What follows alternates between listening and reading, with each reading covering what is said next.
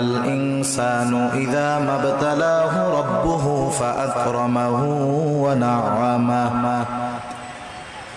আল্লাহ রাব্বুল আলামিন বলেন, ফাআম্মাল ইনসানু ইযা মাবতালাহু রাব্বুহু, মানুষকে যখন তার রব পরীক্ষা করার জন্য ফাআকরামাহু ওয়া না'আমাহু, তাকে সম্মান দেয় আর সম্মান দেয়, সম্পদের মালিক বানায়া দেয়।